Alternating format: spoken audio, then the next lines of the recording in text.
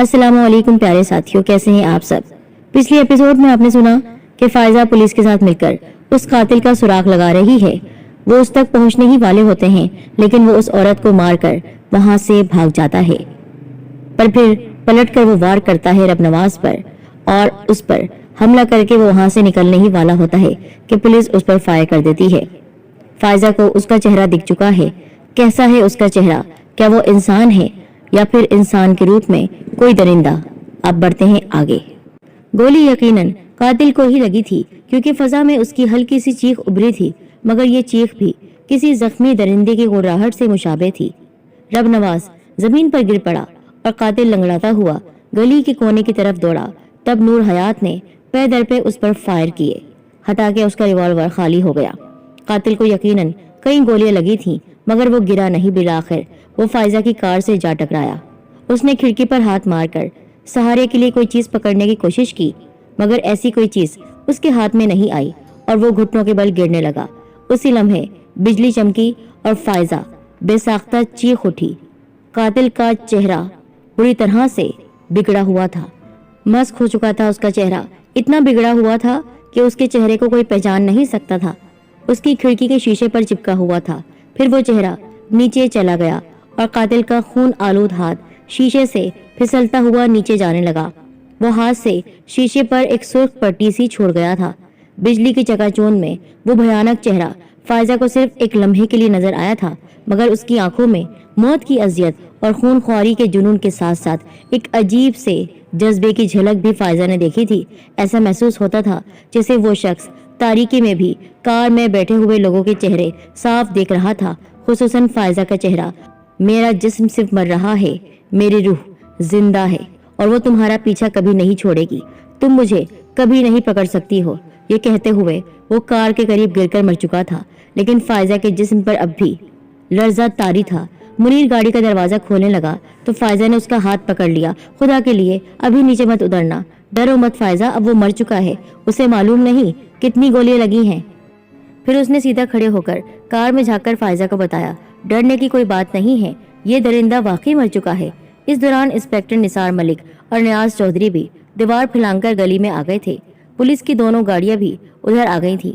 ان کی head lights on کی گئی اور روشنی میں صورتحال کا جائزہ لیا گیا۔ قاتل نے رب نواز کی پسلیوں کے عین نیچے خنجر گھونپا تھا۔ زخم کافی گہرا معلوم ہوتا تھا اور خون تیزی سے ضائع ہو رہا تھا۔ وہ بے ہوش تھا اور اکھڑے اکھڑے سانس لے رہا تھا۔ نثار ملک نے اسے گاڑی میں ڈالا اور نور حیات کے ساتھ فوراً ہاسپٹل روانہ کر دیا۔ افسوس ہے کہ اگر فائزہ بی بی کی بات مان لی جاتی تو آج یہ سب نہیں ہوتا۔ یہی تو قدرت کے نظام ہے، منیر گہری سانس لے کر بولا۔ ہونی ہر حال میں ہو کر رہتی ہے۔ اگر لوگوں کو معلوم ہو جائے کہ فلاں کے مشورے پر عمل کر کے وہ یقینی طور پر تباہی سے محفوظ رہ سکتے ہیں تو پھر وہ سب کچھ کیوں کر ہوا جو آج ہوگا؟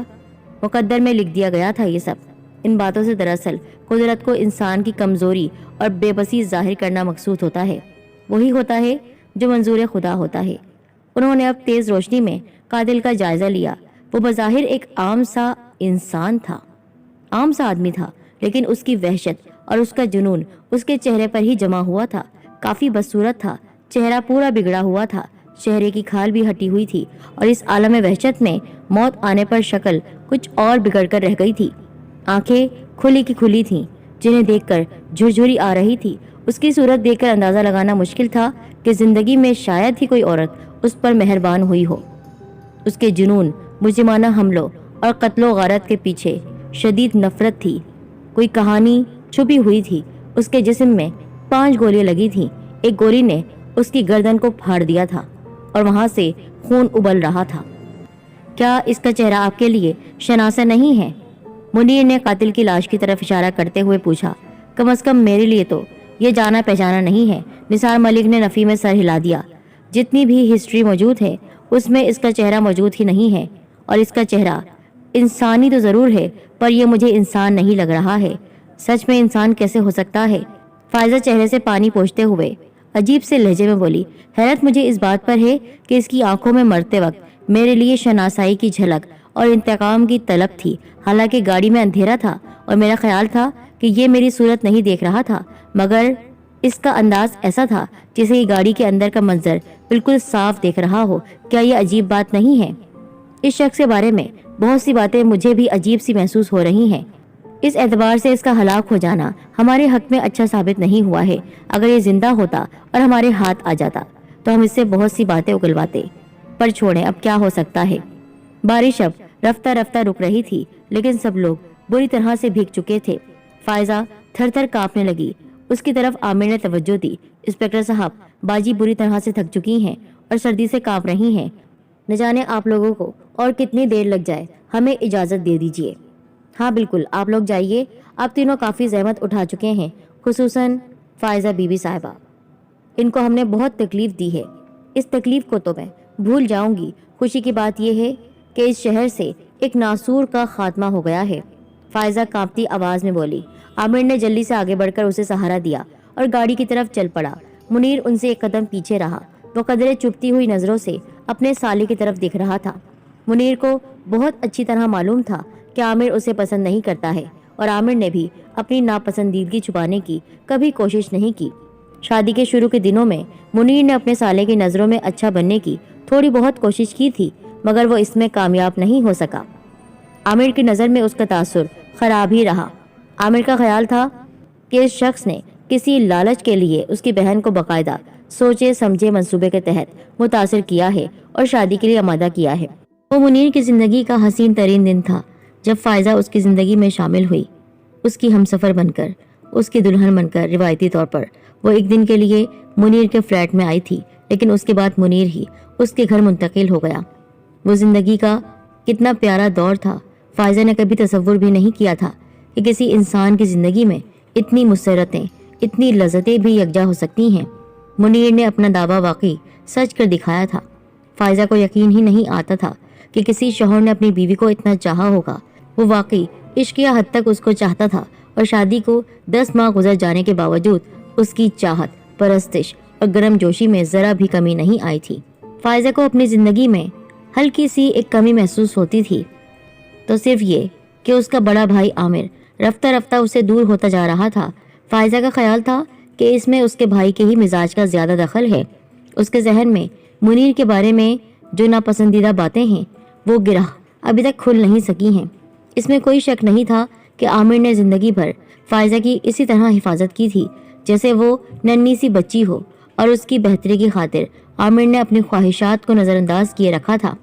اس کی پناہ میں فائزہ نے اپنے آپ کو ہمیشہ محفوظ تصور کیا تھا، لیکن شوہر کی پناہ میں آ جانے کے بعد وہ کچھ اور ہی سوچنے لگی تھی۔ شوہر کی بات تو الگ ہی ہوتی ہے، بھائی اپنی جگہ ہوتا ہے، لیکن شوہر تو ہر چیز کا مالک ہوتا ہے۔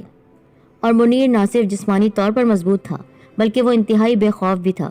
وہ کسی سے ڈرتا نہیں تھا۔ اس کی یہی بے خوفی اور مضبوطی فائزہ کو زیادہ تحفظ کا احساس دلاتی تھی۔ رفتہ رفتہ فائزہ کے تمام معاملات منیر کے ہاتھ میں چلے گئے۔ منیر نے کبھی کوئی معاملہ اپنے ہاتھ میں لینے کی فرمائش یا کوشش نہیں کی تھی۔ وہ کوئی زور زبردستی بھی نہیں کرتا تھا، لیکن فائدہ خود ہی سب کچھ اسے سونپتی چلی گئی، اور رفتہ رفتہ اس نے اپنے آپ کو بہت ہلکا پھلکا محسوس کرنا شروع کر دیا۔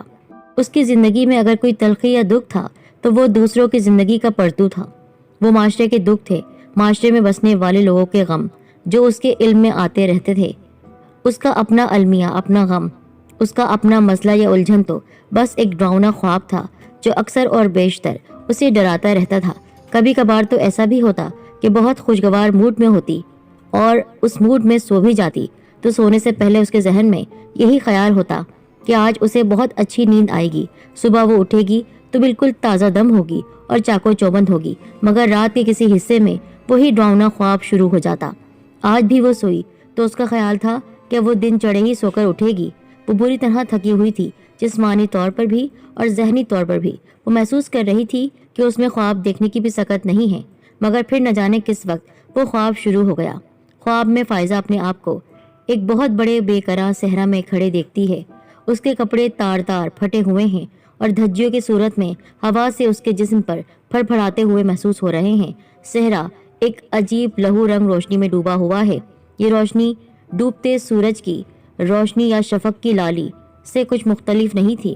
ایسا لگتا تھا جیسے کسی نے فضا کو لہو میں نہلا دیا ہو۔ پھر ہوا نہایت ہولناک سی سائیں سائیں کی آواز کے ساتھ چلنے لگتی اور تیز جھونکوں کے دوش پر چاروں طرف سے لہو میں لپٹی ہوئی لاشیں فضا میں تیرتی ہوئی فائزہ کی طرف آنے لگتی۔ لاشوں کی حالت دیکھ کر اس کا دل ہول گیا۔ بعض لاشیں کٹی ہوئی تھی سروں سے اور ان کی کٹی ہوئی گردنوں سے تازہ تازہ خون، سرخ خون بہ رہا تھا۔ ان کے لباس پھٹے ہوئے تھے اور خون میں لپٹے ہوئے تھے۔ کسی لاش کا سر اس کے تن کے ساتھ موجود ہوتا تو بری طرح سے کچلا ہوا ہوتا، اس کا چہرہ مس شدہ ہوتا اور ناقابل شناخت۔ زیادہ تر لاشیں عورتوں کی ہوتی۔ وہ ہلکے پھلکے کاغذوں کی طرح ہوا میں ہلکورے کھاتی ہوئی لہراتی ہوئی اس کی جانب آتی۔ آسمان سے گویا خون برسنے لگتا۔ فائزہ کے گرد لاشوں کا انبار لگنے لگتا۔ رفتہ رفتہ وہ اس انبار میں چھپنے لگتی۔ وہ بری طرح سے سسکیاں لے رہی ہوتی اور پھر اس کے کانوں کے قریب پروں کی پھڑ پھڑاہٹ ابھرنے لگتی، جیسے انگنت بڑی بڑی چمگادڑیں اس کے چہرے کے قریب پھڑ پھڑا رہی ہوں، مگر چمگادڑیں اسے نظر نہیں آتی تھیں، لیکن ان کی آوازوں کو سن کر تصور صرف چمگادڑوں کا ہی ہوتا تھا۔ پھر اس کے جسم میں ناقابل برداشت ٹیسیں اٹھنے لگتی۔ اس کے جسم کا ریشہ ریشہ ایک ایک کونا گویا اذیت میں ڈوب جاتا۔ اسے یوں لگتا جیسے بہت سارے پرندے اور درندے اس کی بوٹیاں نوچ کھانے کی کوشش کر رہے ہوں۔ رفتہ رفتہ اس کے ارد گرد اندھیرا چھانے لگتا اور پھر اس کی آنکھ کھل جاتی، مگر اذیت اور خوف بہت دیر تک اس کا پیچھا نہیں چھوڑتا۔ اس وقت بھی وہ اسی خواب کی اذیت میں گرفتار تھی۔ اس کی آنکھ کھل گئی تھی، مگر اس کے جسم میں ابھی تک حقیقت میں درد کی شدید ٹیس اٹھ رہی تھی، شدید لہریں دوڑ رہی تھیں۔ اذیت اور تکلیف کا یہ احساس اتنا سچ تھا کہ ایک بار تو اس نے اچھی طرح اپنے جسم پر ہاتھ پھیر کر دیکھا کہ وہ صحیح سلامت تھی یا واقعی درندوں نے اسے ادھیڑ ڈالا تھا۔ اپنے آپ کو سلامت پا کر اس کی حالت رفتہ رفتہ صحیح ہونے لگی۔ اس نے گردن گھما کر دیکھا، منیر اس کی طرف پش کیے لیٹا ہوا تھا۔ نائٹ بلب کی مدھم روشنی میں کمرے کی ہر چیز محض سائی کی طرح دکھائی دے رہی تھی۔ کمرے کا ساز و سامان، آرائشی اشیاء ایک دوسرے سے سرگوشیاں کر رہی تھی۔ فائزہ کو جاگتے دیکھ کر گویا ان بے جان چیزوں کی سرگوشیاں تھم گئیں۔ وہ اسی طرح آہستگی سے اٹھی کہ منیر کی نیند میں خلل نہ ہو۔ بیڈ سے اتر کر اپنے پیروں پر کھڑی ہونے میں اس سے خاصی دشواری ہو رہی تھی۔ اس کے جسم میں ابھی تک ہلچل تھی، کانپ رہی تھی وہ، اور کسی سہارے کے بغیر کھڑے ہونا اسے دشوار لگ رہا تھا۔ وہ بڑی مشکل سے باتھ روم تک پہنچی، باتھ روم کی لائٹ جلائی۔ اس نے آئینے میں اپنا جائزہ لیا تو گویا اسے ایک اجنبی سی صورت اپنے سامنے نظر آئی۔ ایک ہی رات میں گویا اس کی شکل تبدیل ہو کر رہ گئی تھی۔ اس کے چہرے پر پسینے کے قطرے تھے، جلد بالکل زرد اور شفاف سی لگ رہی تھی، آنکھوں کے گرد ہلکے تھے۔ اس کا چہرہ کسی زندہ عورت کے بجائے کسی مومی مجسمے کا چہرہ دکھائی دے رہا تھا۔ اس کا شمار حسین عورتوں میں ہوتا تھا، مگر اس وقت آئینے میں گویا کسی اور کا ہی عکس تھا۔ بس صورت عورت لگ رہی تھی اور بگڑے ہوئے چہرے والی لاشیں دکھائی دی تھیں۔ ان میں سے کئی کے بارے میں اسے محسوس ہوتا تھا کہ اگر ان کے چہرے ذرا ٹھیک حالت میں ہوتے تو شاید وہ انہیں پہچان لیتی، اور ان کی دیکھی بالی اور شناسا سی وہ لڑکیاں معلوم ہوتی تھیں جیسے وہ انہیں جانتی ہو۔ پھر اسے اس جنونی قاتل کا چہرہ یاد آیا جس نے مرتے وقت اپنی خون آلود انگلیوں کے نشانات فائزہ کی کار کے شیشے پر چھوڑ دیے تھے۔ مرتے وقت اس نے جن نظروں سے فائزہ کی طرف دیکھا تھا ان میں فائزہ کے لیے ایک واضح اور صاف دھمکی موجود تھی، اور ان نگاہوں سے یہ بھی ظاہر ہو رہا تھا کہ فائزہ کو اچھی طرح پہچانتا تھا۔ ایسا کیوں کر ممکن تھا؟ فائزہ کو یاد نہیں اس نے زندگی میں کبھی اس شخص کی جھلک بھی دیکھی ہو۔ پھر اس نے یہ سوچ کر اپنی خلش مٹانے کی کوشش کی کہ شاید وہ شخص کسی سائل کے طور پر اس کے پاس آیا ہو، یا پھر شاید اس شخص نے کسی اخبار، رسالے یا پوسٹر وغیرہ میں اس کی تصویر دیکھ رکھی ہو۔ فائزہ کو یاد آیا کہ مرتے وقت اس شخص کا چہرہ اسی طرح بگڑا ہوا تھا جیسے وہ کوئی غیر انسانی سی مخلوق نظر آنے لگا تھا۔ اس تصور سے فائزہ کے جسم میں ایک بار پھر جھرجھری سے دوڑ گئی۔ وہ کانپ کر رہ گئی۔ اسے یقین تھا کہ اس شخص میں کوئی غیر فطری بات ضرور تھی، شاید اس کے بھیانک اور اس پاگل پن والے انداز میں کوئی شیطانی قوت تھی، اس کے بدن میں کوئی شیطانی روح تھی۔ یہی سوچتے ہوئے اس نے اپنا آپ کو صحیح کیا اور واپس بیڈ پر آ کر لیٹ گئی۔ منیر بدستور محو خواب تھا۔ اس کی سانسوں کی ہلکی اور ہموار خرخراہٹ بتا رہی تھی کہ وہ گہری نیند میں تھا۔ فائزہ نہیں چاہتی تھی کہ اس کی نیند میں ذرا بھی خرابی ہو، اس لیے وہ آہستگی سے ایک طرف ہو کر لیٹ گئی اور سونے کی مشکل سے کوشش کرنے لگی۔ گھڑی میں وقت دیکھ کر اسے اندازہ ہو چکا تھا کہ صبح ہونے والی ہے۔ اسے کچھ اندازہ نہیں تھا कि वो कितनी देर के लिए सोई थी, क्योंकि जब वो दोबारा उठी थी तो उसने घड़ी की तरफ नहीं देखा था। इस बार उसके इस तरह हड़बड़ाकर उठने से मुनीर की भी आंख खुल गई थी। वो एकदम चौकन्ना सा होकर उठ बैठा और बोला, क्या हुआ तुम्हें? ठीक हो तुम? अरे तुम तो थरथर कांप रही हो। मैंने एक डरावना और बहुत ही खतरनाक ख्वाब देखा है, वो लरजती आवाज में बमुश्किल बोली। वही जो तुम अक्सर देखती हो।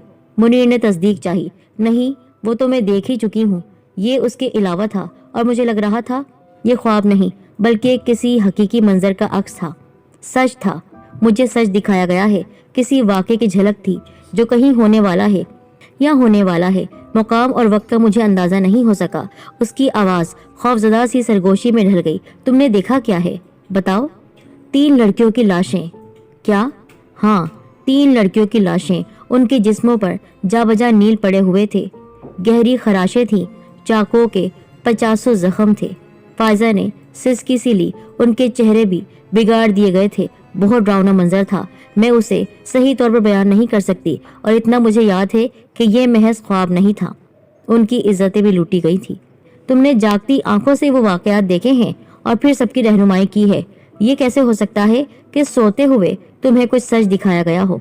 ये सब कुछ मुझे मालूम नहीं, फायजा ने बेचैनी से कहा, लेकिन मैं आपको बता रही हूँ कि जो कुछ मैंने देखा है वो ख्वाब नहीं था।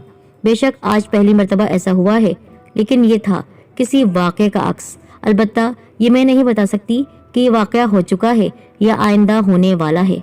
इसका कोई सिरा मेरे हाथ नहीं आ रहा है। लेकिन ऐसा कैसे हो सकता है? मुनीर उलझन आमेज लहजे में बोला। जुनूनी कातिल तो हलाक हो चुका है। वो ही इस तरह की वारदातें किया करता था। फिर वो एक लम्हे को कुछ सोचने के बाद बोला, तुम्हें कुछ अंदाजा हुआ इलाका कौन सा था? नहीं, मैं सही तौर पर नहीं पहचान सकी, लेकिन बहरहाल खुशहाल लोगों का इलाका लगता था। मकानात जदीद, बड़े बड़े और खूबसूरत थे। उन्हीं में से एक मकान की ऊपर की मंजिल पर एक बड़े से हॉलनुमा कमरे में 2 लड़कियों की लाशें पड़ी थीं। एक लाश बाथरूम में थी। हर तरफ खून ही खून था। फायजा ने एक बार फिर झुरझुरी ली और दोनों हाथों से मुंह छुपा लिया। तुम अपने जहन पर बोझ मत डालो। मुनीर ने एक बार फिर उसे समझाने की कोशिश की। अव्वल तो मुझे यकीन नहीं है कि ये वाकया हुआ है या आइंदा होगा। अगर ऐसा होता भी है तो हम कुदरत की तरफ से मजीद रहनुमाई मुयस्सर आए बगैर क्या कर सकते हैं? हमें ये भी नहीं मालूम कि ये बात हुई है या होने वाली है, या इलाका कौन सा है। इस सूरत में तो हम पुलिस को भी खबरदार नहीं कर सकते हैं। हम उन्हें क्या बताएंगे और किस इलाके की पुलिस से राब्ता कायम करेंगे? इसलिए बेहतर यही है कि तुम सब कुछ जहन से झटक दो और सो जाओ। मुझे बहुत डर लग रहा है मुनीर। फायजा ने उसका बाजू मजबूती से पकड़ लिया। मुझे ऐसा महसूस हो रहा है कि ये वाकया हमारी जिंदगी से जुड़ा हुआ है और हमारी जिंदगियों को मुतासिर करेगा, जरूर करेगा। जिस मामले में हम कासिर हों कि हम कुछ नहीं कर सकते हैं, तो उसको सोच सोचकर अपने आप को हल्कान मत करो और सो जाओ। बस दुआ करो कि ऐसा कुछ भी ना हो। वो फायजा का सर थपकते हुए बोला। फायजा ने अपने बिखरे हुए रेशमी बाल चेहरे से हटाते हुए उसकी तरफ देखा। अंधेरे में वो निहायत मुतमईन अंदाज में मुस्कुरा रहा था। उसके लंबे चौड़े मजबूत वजूद को देखकर फायजा को बेपनाह सुकून महसूस हुआ। क्या होने वाला है आगे? फायजा ने जिन 3 लड़कियों को ख्वाब में देखा कि सच में वो मर जाएंगी, उनको उसी तरह मारा जाएगा, और दरिंदा जब मर चुका है तो फिर कौन है वो दूसरा कातिल जो उन लड़कियों को मारने वाला है? क्या ये सच है या फिर उसका वहम? जानने के लिए अगली एपिसोड जरूर देखिएगा।